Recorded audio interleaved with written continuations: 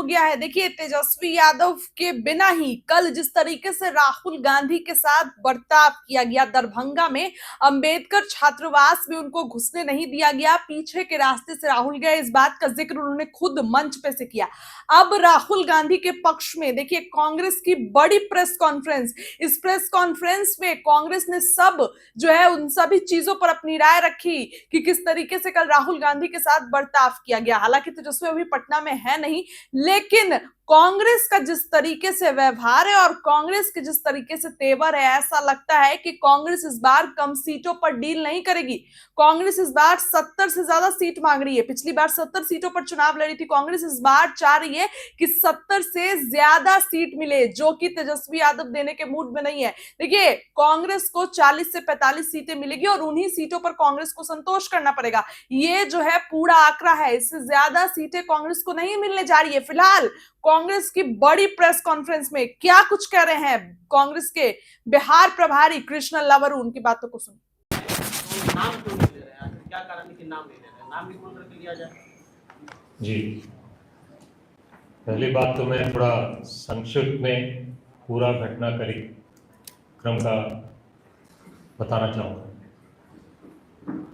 हमने यहीं से 13 तारीख को प्रेस कॉन्फ्रेंस करके प्रोग्राम बताया। प्रोग्राम की तैयारी उसी दिन से शुरू हो गई थी। प्रशासन का पूरा समर्थन था। कैसे था? जैसे अध्यक्ष जी ने कहा, सड़कें ठीक की जा रही थी, हाई टेंशन वायर को ठीक किया जा रहा था, वहाँ पे सफाई करवा रहे थे, और सबसे ज़रूरी बात, जो टेंट अंबेडकर छात्रावास के अंदर लगाने का काम था, वो प्रशासन के सहमति से, प्रशासन की निगरानी में शुरू हुआ और लगभग 90% काम छात्रावास के अंदर खत्म हुआ। अचानक 11 टावर पर वहां के बीजेपी मंत्री और विधायकों की मीटिंग होती है और आधे घंटे के अंदर प्रशासन की तरफ से चिट्ठी आती है कि अनुमति नहीं दी जा सकती। उसके बाद हमने कहा कार्यक्रम करने के लिए एक दूसरा स्थल ढूंढते हैं। छात्रों का स्पष्ट अनुरोध भी था और निर्णय भी था कि जननायक राहुल गांधी जी से संवाद उनके छात्रावास में ही हो, और ये बात रात के 2 बजे तक चली। सीएलपी लीडर 2 बजे तक छात्रों से मिले और उन्होंने स्पष्ट कहा कि यहाँ पे कोई कानून की उल्लंघन नहीं होगी, कोई शांति पूर्वक प्रोग्राम होगा, कोई भी दुर्घटना नहीं होगी, घटना नहीं होगी, आप उनको लेके आइए, हम यहाँ से बाहर कहीं और वेन्यू पे नहीं जाएंगे। फिर जब राहुल जी उतरे हवाई अड्डे पे, प्रशासन से बात हुई।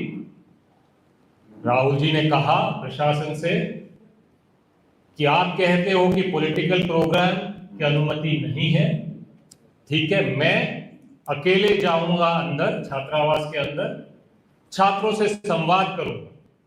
ये तो कोई पॉलिटिकल कार्यक्रम नहीं है आपके हिसाब से। मैं अकेले छात्रावास के अंदर जाऊंगा, छात्रों से संवाद करूंगा, उनका दुख दर्द सुनूंगा, मैं अपनी बात रखूंगा। प्रशासन ने इससे भी इनकार किया। फिर राहुल जी ने कहा ठीक है, अगर आपको इस पे भी आपत्ति है तो मैं छात्रावास के बाहर खड़ा हो जाऊंगा, छात्रों को बाहर आने दीजिए, जिसको मेरे से बात करना उनको सड़क पे मिलके चले जाऊंगा मैं। इस बात के बाद काफिला बाहर निकला। फिर प्रशासन ऐसे जगह पे लेके गई जहां गाड़ी के आगे एक गेट पे ताला लगा दिया, गाड़ी के पीछे एक गेट पे ताला लगा दिया। मंशा क्या है? क्या करना चाहते हैं? किसके कहने पे सरकार चल रही है?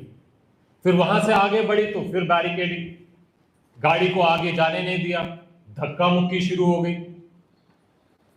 अब आप बार बार फायर करोगे तो हम बीजेपी तो नहीं है जो सीज फायर करेंगे। तो फिर हम कहा अब आप इतनी दूर आगे बढ़ गए हो तो अब तो हम छात्रावास तक जाके ही दिखाएंगे। फिर हम पैदल चलने लग गए और हम चाह रहे थे कि छात्रावास के बाहर बात हो।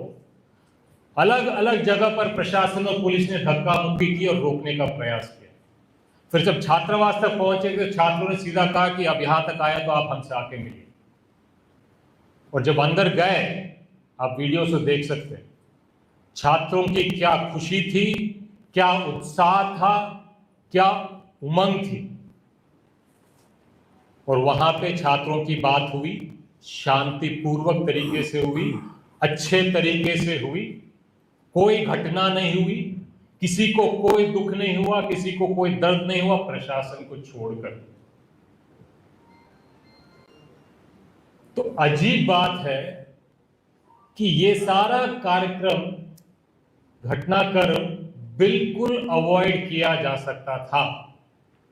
ये प्रशासन के द्वारा, वहां के बीजेपी मंत्रियों के दबाव, बिहार के चुनाव के परिणाम के बाद बिहार की जनता आप सबको और हम सबको जरूर बताएगी। और हमें पूरा विश्वास है कि बिहार के चुनाव में बिहार की जनता इंडिया महागठबंधन को विजयी बनाकर सत्ता में और सरकार में लेके आएगी।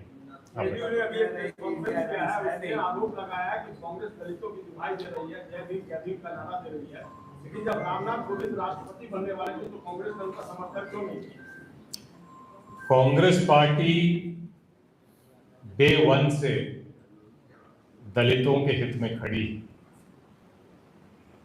चाहे वो बाबा साहेब अम्बेडकर को संविधान लिखने का कलम उनके हाथ में देने का काम हो, चाहे वो बाबू जगजीवन राम को सम्मान देने का काम हो। जहां जहां दलितों पे अत्याचार हुए हैं, आप ही के प्रदेश का मामला है, बेलची घटना है, इंदिरा जी विपरीत परिस्थितियों में भी दलितों के साथ हाथी पे चढ़कर बाढ़ के बीच में जाके दलितों के सामने खड़ी हुई थी। आज हमारे राष्ट्रीय अध्यक्ष दलित हैं, हमारे प्रदेश अध्यक्ष दलित हैं।